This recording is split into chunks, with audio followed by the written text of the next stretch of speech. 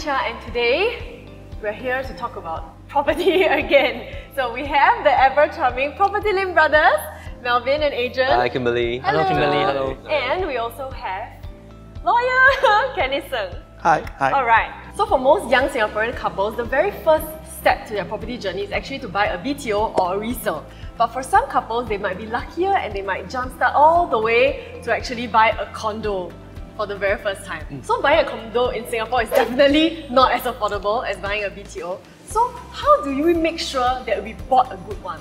Bought a very good condo? How do we do that? Right, that's a very interesting question, Kimberly. So, I think perhaps when it comes to choosing a private residential property, in Singapore, definitely, I think it's a very hot topic, right? Because it is. Singaporeans love properties and Singaporeans love real estate. So I think usually, I think a lot of buyers on the ground, they might be asked this question like, you know, are you looking for a property to live in, to stay, or are you looking for a property for investment? But of course, we believe that a good property comprises of aspects that can definitely suit in your own personal needs and preferences. For example, maybe you're looking for a property to be near to a certain popular school for your kids, or near your workplace, or near your parents.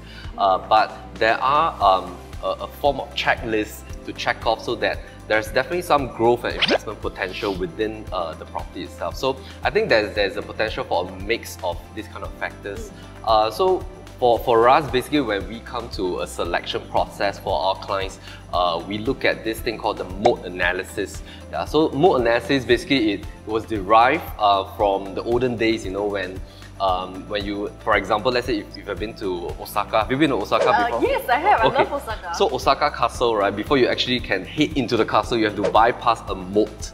And a moat is basically a own constructed kind of canal to prevent an enemy from going in. So, like every palace in the, okay. That's right. So we call it the MOAT analysis, meaning that the thicker the moat for a particular property, the more resilient it is, the better the growth potential. So we actually have this MOAT checklist that comprises of about close to 20 to 30 items, and there's a ranking score of about 100 points. Wow. So the higher the points, basically the better the property. So maybe just to give an example, people always say that location is very important, right? But if you break down location into these various forms, the very first one will be the popularity of the project. So the more popular it is, the better it is. For example, is it within a kilometer to popular schools? Does it have an MRT network just within a 500 meters radius? Does it have very good facilities that attracts both buyers and tenants? And being in, let's say, a prime location, or maybe even in the suburban areas, if it's very near to a huge mall per se, it also adds on to the moat as well. Yeah, so the more popular a project is, the better the moat, which then gives rise to a better exit plan, plus better rentability in the event, let's say after 5-8 years you want to rent out, or maybe you want to sell. Is there existing audience that is around the vicinity that is always looking at your property? Yeah, so we always share with our clients that buying is very easy. Yeah, because you can just walk into a show flat, you just put in a 5%, you can buy. But sometimes if you don't select properly, after 5-8 years when you want to exit, then you'll find that it is challenging because maybe you didn't do your analysis correctly, thoroughly at the front. Yeah, so I think there's one more last point is that when you enter into a particular project or condo, I think look at the disparity effect in terms of pricing. Yeah, so disparity effect is in the sense that when you buy this particular property, when you compare with the surrounding, is there like a huge margin or a closer margin? So for example, let's say if you're buying this new launch condo, if the PSF is actually at an entry price that is very close to the resale pricing, then you have an advantage. Yeah, because you're buying something that is brand new, but your PSF is actually so close to the resale PSF. So things like this all adds up to whether do we determine whether is this a good property at this current stage when you want to buy. Yeah, wow. That's really a lot to think about, Melvin. Okay, so I mean, lucky for we have you guys, you know. If not, I wouldn't know that there's so much to think about. I would just go to a condo probably and then I say, oh, I like this place, okay, I'll buy it. And then maybe a few years later, I might regret my decision, right? Oh no, then what happens? Yeah, I think naturally, because Singapore is very land scarce, every property will definitely attract a certain type of buyer in terms of their preference. If not, when you drive around, you will see empty buildings, right? But surprisingly, every property is like occupied in Singapore. It is. Yeah, so I think every property caters to different buyers' preferences. There's different pricing, there's different age category, different facilities. So definitely you'll be able to find a buyer for a property. So I think not to worry. Yeah. Okay. So like you said, there's so many condo projects in Singapore, right? So do you think buying like an older resale condo is better or like a new launch in a mature estate? Yeah, I think for older resale or new launch, the key difference is whether are you able to wait. Yeah.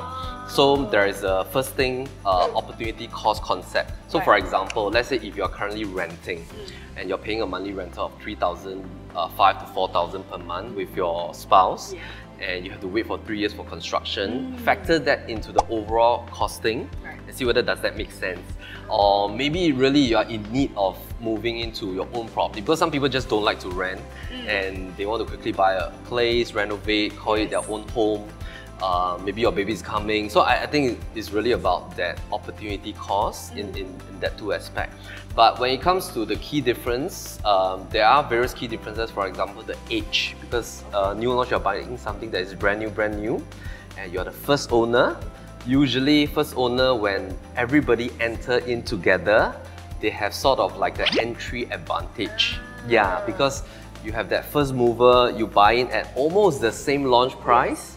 Then after about 3-4 years, when you want to exit, naturally the first batch of owners will not sell back at the price that they bought.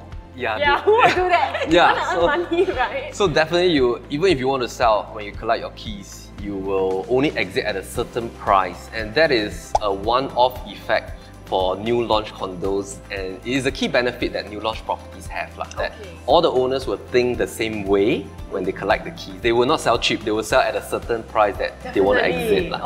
Yeah, and so back to resale, I think resale, the key benefit is of course, you can select particular locations, you can select layouts, you can see the real thing, and you can feel the place. Compared to new launch, you can only look at show flats, and I think resale has a lot of interesting layouts, right? Because they are constructed in the past 20-30 years. New launches, because of the ever-increasing land price, I think in terms of layout, we're quite used to a more efficient layout. So size will definitely be slightly smaller than resale counterparts. Yeah, and of course, per square foot will also be slightly higher because it's a brand new product. So I think at the end of the day, it boils down to these few varying factors. It will be good if you can work out like a spreadsheet, pros and cons, and then you see which one is comfortable for you. Okay, see, that's why we need their help. We need the PropertyLimBrothers' help. If not, we don't know what to do when we want to buy like a new condo or a resale one. Okay, so I know in Singapore, the government do like a freehold or 99-year property, right? So Adrian, should I buy the freehold one? It's better, isn't it? For investors looking at rental income, they will probably go for 99 years property because in comparison to a freehold properties, it will command about 10 to 15% more if you buy a freehold property in the same location. Of course, if you're people who want to buy for legacy planning, they'll probably go for freehold tenure, and those who doesn't want to worry about the lease, they will steer towards the freehold land. Yeah. Okay, then after 99 years, actually what happens? The government take away or what? Yeah, so technically, if it's end of the lease, government has said also even for HDBs or private land, they will acquire back. Oh no. Of course, for private properties, there's an added opportunity for en bloc to happen. But of course, if en bloc do not happen, then the land belongs to Singapore Land Authority. Interesting. Okay, so coming back to like all the technical part of it lah. When you buy like a resale condo, and then you go to like the condo, and then you find like there's a lot of defects and all that. Then what happens? Yeah. That's the person saying that, so it's under the law part of it, okay. Yeah, so the starting point is we refer back to your contract. Okay. So what exactly does the contract stipulate? Most of the standard term contracts generally provide for what we call as an assis veris basis. So what it means is that you buy the property on as it is, where it is. So there's no defects liability for resale properties generally. For BUCs, okay, that means that you're buying it fresh from the developer. Generally speaking, you do have that defect warranty period. Most of the standard sale and purchase agreements generally contract for a 1-year defects liability period. So this is a particular feature of new developments. I see. Wow. So it's up to like the condo contract itself lah. It generally depends on what you are buying. Okay. So I would say if you're buying a resale property and you are very particular about the waterproofing, or you're very particular about there being no termites, make sure that some of this is included within the option. If not, you're not getting any of that protection. Oh wow! So you have to be very clear on what you want before you can get. It's like an insurance in a way. Okay. So when you have to buy a condo, it's actually a 5% down payment. Is it? How much is the down payment? 5%. I mean, for new launches, basically it's 5% down payment plus the next 20% you can use for CPF. So it's the same for new launch and resale. It's just that for new launches, basically you have an added option of paying through a progressive payment approach. For resale, it'll be a straight off 5% cash, 20% CPF. There's a stamp duty component, which is 3 to 4%, and then followed by a 75% loan. So Cannis, if I want to buy a condo, then I give like the 1% deposit. Then after that, I don't want to buy already. How? You must be very rich. Oh yeah, 1% of a condo is probably a lot, right? Generally speaking, once you put down the 1%, okay, you generally can't get back that money, because that would be the deposit that you put in relation. Put down in relation to this property. The other way around, like I give the 1% and then the seller don't want to sell anymore. It depends on the particular circumstances. If the option has already been issued in your favor, then it becomes very clear cut on your part. You can use the legal process. You can what we call specific performance. To enforce the contract against the seller, to force the seller to sell. And in law, there are some areas which are grey, and then we'll tell you your chance 50-50, don't know.